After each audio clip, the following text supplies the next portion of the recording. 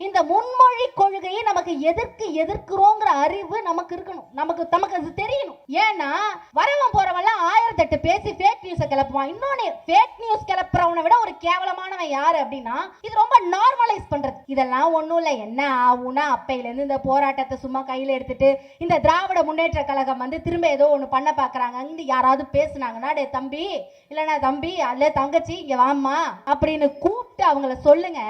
எத்தனை வருஷமா இங்க ஆங்கிலத்தை நம்ம படிச்சுக்கிட்டு இருக்கோம்? எத்தனை வருஷம் படிச்சுட்டு இருப்போம்? இன்னும் 1000 வருஷம் ஆனாலும் ஆங்கிலம் நம்மளோட தாய்மொழியா மாறிடுமா மக்களே? நான் கேட்கிறேன், இன்னைக்கு நம்மளோட தாய்மொழி என்னவா இருக்கு? இந்த நிமிஷம் வரைக்கும் தாய்மொழி தமிழா இருக்கு. ஆனா நீங்க போய் பாத்தீங்கன்னா பாஜக ஆள்கிற ஹிந்தி பேசக்கூடிய மாநிலங்கள் 9 மாநிலங்கள் இருக்கு. அங்க எல்லாமே என்ன இருக்கு? முழுக்க ஹிந்தி தான் இருக்கு. இங்கிலீஷே கிடையாது. இங்கிலீஷும் பேசல அவனுங்க, இங்கிலீஷும் பேச தெரியாது. எனக்கு தாய்மொழி தமிழ் இருக்கு. என் உணர்வும் பண்பாடும் கலந்தது தமிழ். நான் அதுல நின்று எனக்கு என்னோட உணர்வோட நான் வாழ்ந்துப்பேன். என் சொந்தக்கார பேர்களோட நான் வாழ்ந்துப்பேன். ஆனா இந்த உலகத்தோட நான் பேசுறதுக்கு எனக்கு என்ன தேவைன்னா ஆங்கிலம் தேவை.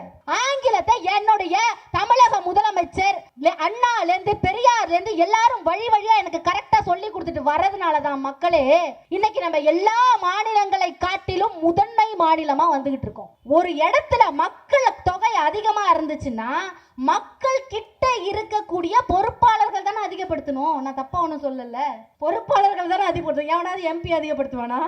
மாட்டான். அவனெல்லாம் முட்டா பயலுங்க, அவனுங்களுக்கு ஒன்றும் தெரியாது. அவனுங்கள்ட்ட போய் நம்ம ரொம்ப நேரம் பேசிட்டு இருந்தோம். நீயா நான் பேச போனேன். பாவம் அந்த கோபி 4 தடவை தண்ணி குடிச்சிட்டாரு. அப்ப நம்முடைய கழக தலைவர் தண்ணியே குடிக்கல, அசால்ட்டா நின்று இன்ன வரைக்கும் எதிர்த்து அடிச்சுக்கிட்டு இருக்காரு. போறவங்க வரவெல்லாம் தப்பா பேசிட்டு போறா, என்ன கான்செப்ட்னே தெரியாம. அதனால இதை நம்ம ஒரு கொள்கை பரப்பு விழாவாக கொண்டாடுவதைத்தான் நம்முடைய கழக தலைவரும் விரும்புவார். இன்னைக்கு ஒரு முக்கியமான நாள், எல்லாரும் யாருக்கா தெரியுமா? என்ன நாள்னு தெரியுமா? இன்னைக்கு மார்ச் 6. பேரறிஞர் அண்ணா அவர்கள் இருக்காங்கல்ல, அவங்க கழக தலைவரா இருந்து முதல்ல அரசு பொறுப்பேற்றுக்கிட்ட நாள் வந்து இன்னைக்கு மார்ச் 6. அண்ணா அவர்கள் அமர்ந்தார். மக்களை நன்றாக கேட்டுக்கொள்ளுங்கள். அண்ணா அவர்கள் அமர்ந்தார். தமிழகம் எழுந்து இன்றும் நின்று கொண்டிருக்கிறது. மற்ற எல்லா மாநிலங்களுக்கும் முன்னதாக நின்று கொண்டிருக்கிறது மக்களே. அப்படிப்பட்ட ஒரு சிறப்பு மிக இந்த நாளிலே இங்க பொதுக்கூட்டம் நடக்கிறது நம்ம எல்லாருக்குமே பெருமை. அப்படி ஒரு பொதுக்கூட்டத்துக்கு ஏற்பாடு பண்ற ஒன்றியம் அவர்களுக்கு என்னுடைய வணக்கங்கள். ஒரு பாட்டு இருக்கும், நீங்க எல்லாம் கேள்விப்பட்டிருப்பீங்க. மதியாதோ தலைவாசல் மிதியாதே என்று மானமுள்ள மனிதருக்கு அவ்வை சொன்னது. யாருக்கெல்லாம் இந்த பாட்டு தெரியும்ல? அப்ப பாடலாம். மானமுள்ள மனிதருக்கு அவ்வை சொன்னது, அது அவ்வை சொன்னது, அதில் அர்த்தம் உள்ளது. பரமசிவன் கழுத்தில் இருந்து பாம்பு கேட்டது, கருடா சௌக்கியமா. கேட்டதுக்கு என்ன சொல்லுச்சு அந்த பாம்பு? யாரும் இருக்கும் இடத்தில் இருந்து கொண்டால் எல்லாம் சௌக்கியமே, கருடன் சொன்னது, அதில் அர்த்தம் உள்ளது அப்படின்னு அன்னைக்கு பாடிட்டாரு கண்ணதாசன் அவர்கள். என்னத்தை பாடினாருன்னா, தொகுதி மறுவரையெல்லாம் பத்தி பேசிட்டு இருக்காங்களே, உங்களுக்கு தெரியுதா எதை பத்தி பேசுறாங்கன்னு? அதுல நிறைய கிளப்பி விட்டுட்டு இருக்காங்க. நமக்கு எதிர்கட்சி தலைவர்னு ஒரு சொல்லவே முடியாது. பாவம், யார் அந்த எதிர்கட்சி தலைவர்? நான் தான் அந்த எதிர்கட்சி தலைவர். அடிக்கடி எந்திரிச்சு தூக்கத்திலேருந்து எந்திரிச்சு கை காட்டி திரும்ப படுத்து தூங்கிடுறாப்புல. அவர் எங்க இருக்காருன்னு நம்மளால கண்டுபிடிக்க முடியல. ஏன் சொல்றேன் அப்படின்னா, 543 தொகுதி மறுவரை அப்படிங்கிற பேர்ல 843 மாத்த போறேன்னு சொல்லிட்டு இருக்காங்க. எதன் அடிப்படையில அப்படின்னா, நம்மளுடைய மக்கள் தொகை அடிப்படையில மாத்த போறோம் அப்படின்னு அவங்க சொல்லிட்டு இருக்காங்க மக்களே. இது உங்களுக்கு கேட்கறதுக்கு நமக்கு ஈஸியா இருக்கலாம். இப்போ மக்கள் தொகையை குறைக்கிறதுக்காக 1070கள்ல இருந்தே நம்ம குடும்ப கட்டுப்பாடு திட்டத்தை அமல்படுத்திட்டு இருக்கோம். இது ரொம்ப கேட்கறதுக்கு ஈஸியா இருக்குல்ல? குடும்ப கட்டுப்பாடு திட்டத்தை அமல்படுத்துறது. எங்க அம்மா ஒரு செவிலியர், சரியா? நாங்க என்ன பண்ணுவோம் அப்படின்னா, எங்க அம்மா கூட போய் இந்த குடும்ப கட்டுப்பாடு திட்டத்துக்கு அந்த போர்ட்லாம் போட்டு நம்ம விழிப்புணர்வு கிரியேட் பண்ணுவோம்ல, அதெல்லாம் எடுத்துட்டு போவோம். கூச்சமா இருக்கும்ல. எங்க பார்த்தாலும் கிராமமா போய் அப்பெல்லாம் என்ன பண்ணாங்க, நாடக அமைப்பாளர்கள்லாம் கூப்பிட்டு மக்களுக்கு விழிப்புணர்வு ஏற்படுத்தினாங்க. நம்ம இப்படியே பெருகிட்டே போனோம்னா நம்ம நாடு முன்னேறாதுரா, தயவு செஞ்சு குடும்ப கட்டுப்பாடு பண்ணுங்க, நாட்டுக்கு தேவையான சேவைகள்லாம் அப்பதான் நம்ம பண்ண முடியும்னு சொல்லி பல நாடக நடிகர்கள்லாம் சேர்ந்து அந்த அவேர்னஸ் விழிப்புணர்வு நாடகத்தை பல இடங்கள்ல நடத்தினாங்க. அதன் பிறகு உங்க வேலை இழந்து நின்ற சூழ்நிலை கூட வந்தது. நான் இதை எதுக்கு சொல்றேன்னா, ஒரு இடத்துல போய் குடும்ப கட்டுப்பாடை பத்தி பேசுறது ஒரு 1970கள்ல இருந்து எவ்வளவு கஷ்டமாவும் கூச்சமாவும் இருந்திருக்கும். அதை கடந்து தான் நம்ம சாதிச்சிருக்கோம். அவங்க பண்ணல, நம்ம பண்ணிட்டோம். இப்ப பண்ண நம்மள என்ன சொல்றாங்கன்னா, உங்களுக்கு எம்பி சீட்டு கிடையாது. நான் சொல்றேன், இங்க இருந்து பேசினா கேட்கும், அங்க இருந்து பேசினா என்ன கேட்குமா? கேட்காது. ஒருத்தர் பேசினா கேட்காது, 30 பேர் பேசினா, 30 பேர் சேர்ந்து கத்துனா, 40 பேர் சேர்ந்து கத்துனா கேட்கும். அப்படி கேட்காம இருக்கணுங்கிறதுக்காக அவங்க தொகுதி மறுவரைய நமக்கு மாத்தி அமைக்க பாக்குறாங்க. மக்களே, இங்க நடந்து போயிட்டு இருக்க மக்கள், அங்க நிற்கக்கூடிய இளைஞர்கள் எல்லாம் தடுமாறி போயிடக்கூடாது. இங்க திராவிட முன்னேற்ற கழக அரசு என்ன பண்ணிட்டு இருக்கு அப்படிங்கறத நீங்க புரிஞ்சுக்கணும். நிறைய மக்கள் இருந்தா டெய்லி போய் எம்பியை தான் நீங்க மீட் பண்ணிட்டு இருக்கீங்க, மினிஸ்டரியா மீட் பண்றீங்க, யாரை மீட் பண்றீங்க? நம்முடைய அண்ணன் எம்எல்ஏ அவர்கள் இருக்காங்க, சுதர்சனம் அண்ணன் இருக்காங்கல்ல, மதிப்புமிகு சுதர்சன் நம்ம அண்ணன் போய் மீட் பண்ணுவீங்க. அப்புறம் உங்களுடைய பாசமிகு ஒன்றிய கழக செயலாளர் இருக்கார் இல்லையா, அவரை போய் பார்க்குறீங்க. ஒரு இடத்துல மக்கள் தொகை அதிகமாக இருந்துச்சுன்னா மக்கள் கிட்ட இருக்கக்கூடிய பொறுப்பாளர்கள் தானே அதிகப்படுத்தணும். நான் தப்பா ஒன்றும் சொல்லல, பொறுப்பாளர்கள் தானே அதிகப்படுத்தணும். எவனாவது எம்பி அதிகப்படுத்துவானா? மாட்டான். அவனுங்கெல்லாம் முட்டை பயலுங்க, அவனுங்களுக்கு ஒன்றும் தெரியாது. அவனுங்கள்ட்ட போய் நம்ம ரொம்ப நேரம் பேசிட்டு இருந்தோம். நீயா நான் பேச போனேன். பாவம், அந்த கோபி 4 தடவை தண்ணி குடிச்சிட்டார். அப்ப நம்முடைய கழக தலைவர் தண்ணியே குடிக்கல, அசால்ட்டா நின்று இன்ன வரைக்கும் எதிர்த்து அடிச்சுக்கிட்டு இருக்காரு. மக்களை புரிஞ்சு கொள்ளுங்க. அந்த அளவுக்கு உங்களுக்கு புரியல. கேட்ட கேள்விக்கு பதில் கிடையாது, ஃபேக்டே கிடையாது. கேள்வி கேட்டா சரி அதை விடுங்க, என்னது சரி அதை விடுங்க அடுத்தது பேசுவோம், சரி அதுக்கும் நம்ம கழுத்துல கொண்டாந்து கத்தி வச்சிடும், சரி அதை விடுங்க அடுத்தது பேசுவோம். டே, இதுக்கு முதல்ல நீ பதில சொல்றா அப்படிங்கிற மாதிரி நம்ம போற மாதிரி இருக்கு. புரிஞ்சுக்கோங்க மக்களே. இங்க இருக்கக்கூடிய இளைஞர்களுக்கு, உங்க வீட்டுல இருக்கிற இளைஞர்களுக்கு போய் சொல்லுங்க. என்ன சொல்லணும்னா, இன்னைக்கு நம்ம இவங்க சொல்றாங்க, நீங்க ஏன் உத்தரப்பிரதேசங்கிறது ஒரு அங்க இருக்கிற மாநிலங்களை போய் உங்க தமிழ்நாட்டு கூட நீங்க வந்து கம்பேர் பண்ணிக்கிறீங்க, எதுக்கு பீகார் கூட கம்பேர் பண்றீங்கன்னு பார்த்துட்டு, சரி நாங்க உத்தரப்பிரதேஷ் கூட கம்பேர் பண்ணல, நாங்க வந்து மிகச்சிறந்த ஒரு மாநிலமா நாங்க மாறிட்டோம். எதுக்கு சொல்ல வரேன்னா, இந்த முன்மொழி கொள்கையை நமக்கு எதிர்க்கிறோங்கிற அறிவு நமக்கு இருக்கணும், நமக்கு அது தெரியணும். ஏன்னா வரவன் போறவெல்லாம் 1008 பேசி ஃபேக் நியூஸை கிளப்புவான். இன்னொன்னு, ஃபேக் நியூஸ் கிளப்புறவனை விட ஒரு கேவலமானவன் யாரு அப்படின்னா, இது ரொம்ப நார்மலைஸ் பண்றது. இதெல்லாம் ஒன்றும் இல்லை, என்ன ஆகுனா அப்பையிலேருந்து இந்த போராட்டத்தை சும்மா கையில் எடுத்துட்டு இந்த திராவிட முன்னேற்ற கழகம் வந்து திரும்ப ஏதோ ஒன்று பண்ண பார்க்குறாங்க. அங்கே யாராவது பேசுனாங்கன்னா, டே தம்பி, இல்லைண்ணா தம்பி, அல்ல தங்கச்சி, இங்கே வாம்மா அப்படின்னு கூப்பிட்டு அவங்கள சொல்லுங்க. எத்தனை வருஷமா இங்கே ஆங்கிலத்தை நம்ம படிச்சுக்கிட்டு இருக்கோம்? எத்தனை வருஷம் படிச்சுட்டு இருப்போம்? இன்னும் 1000 வருஷம் ஆனாலும் ஆங்கிலம் நம்மளோட தாய்மொழியா மாறிடுமா மக்களே? நான் கேட்குறேன், இன்னைக்கு நம்மளோட தாய்மொழி என்னவா இருக்கு?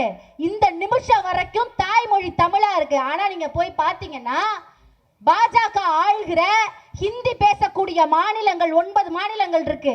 அங்க எல்லாமே என்ன இருக்கு? முழுக்க ஹிந்தி தான் இருக்கு, இங்கிலீஷே கிடையாது. இங்கிலீஷும் பேசல அவனுங்க, இங்கிலீஷும் பேச தெரியாது. 3வது மொழி என்னன்னு தெரியுமா? மிகப்பெரிய மொழி தான், அதுக்கு நம்ம மதிப்பு கொடுக்க வேண்டியதுதான். ஆனா அது வழக்குல இல்லை, ஆனாலும் கத்துக்கணும். ஏன் கத்துக்கணும்? ஏன்னா எனக்கு அரிக்குது அதை படிக்கலைன்னா, அதனால நீ கத்துக்கணும்னு சொல்லி சமஸ்கிருதத்தை வச்சிருக்காங்க 3வது மொழியா. எதுக்கு நம்ம இந்த மொழி கொள்கையை எதிர்க்கிறோம்னா, அவங்க 3 மொழி கொள்கைன்னு சொல்றாங்களே தவிர, அவங்க 90% மக்கள், இந்தி பேசக்கூடிய 90% மக்களுக்கு, 3 மொழி கொள்கையை ஃபாலோ பண்ற 90% மக்களுக்கு வெறும் இந்தி மட்டும்தான் தெரியுது. நீ இங்கிலீஷ்ல போய் நம்ம நாட்டுல இருந்து யாராவது பேசினா அது அவனுக்கு தெரியாது. உலகத்தை நீ எப்படி பார்க்கணும்னு பாரு. எனக்கு தாய்மொழி தமிழ் இருக்கு, என் உணர்வும் பண்பாடும் கலந்தது தமிழ். நான் அதுல நின்று எனக்கு என்னோட உணர்வோட நான் வாழ்ந்துப்பேன், என் சொந்தக்கார பேர்களோட நான் வாழ்ந்துப்பேன். ஆனா இந்த உலகத்தோட நான் பேசுறதுக்கு எனக்கு என்ன தேவைன்னா ஆங்கிலம் தேவை. ஆங்கிலத்தை என்னுடைய தமிழக முதலமைச்சர் அண்ணாலேருந்து பெரியார்லேருந்து எல்லாரும் வழியா எனக்கு கரெக்டா சொல்லி கொடுத்துட்டு வர்றதுனாலதான் மக்களே இன்னைக்கு நம்ம எல்லா மாநிலங்களை காட்டிலும் முதன்மை மாநிலமா வந்துகிட்டு இருக்கோம். அதை நம்ம புரிஞ்சுக்கணும்.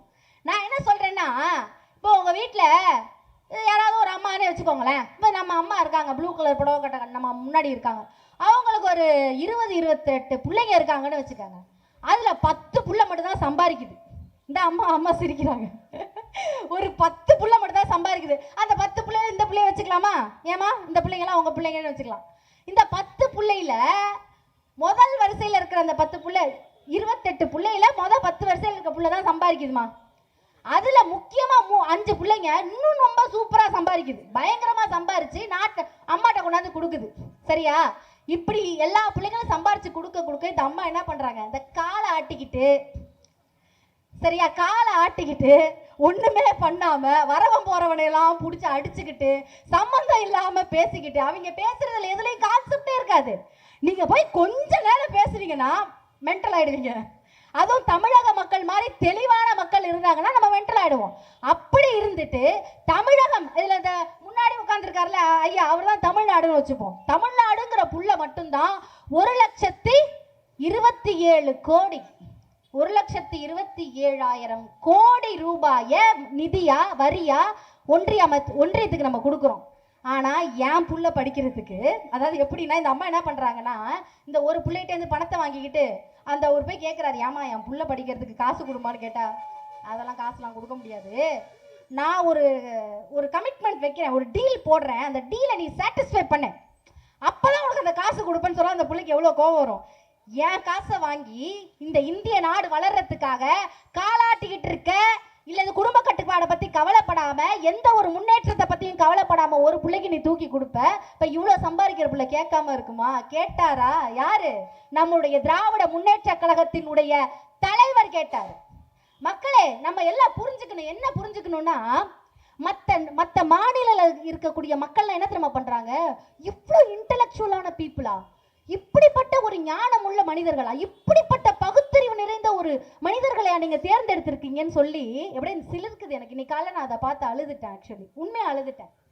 இப்படிப்பட்ட மனிதர்களை நீங்க தேர்ந்தெடுத்திருக்கீங்களான்னு கேட்டு கேட்டு கேட்டு கேட்டு அந்த அளவுக்கு மெய் சிலிர்த்து போறாங்க மக்களே. நான் எதுக்கு சொல்றேன்னா, அப்படிப்பட்ட ஒருவர்களை தலைவராக கொண்டதுதான் திராவிட முன்னேற்ற கழகம். மக்களே, இதை நம்ம புரிஞ்சுக்கணும்.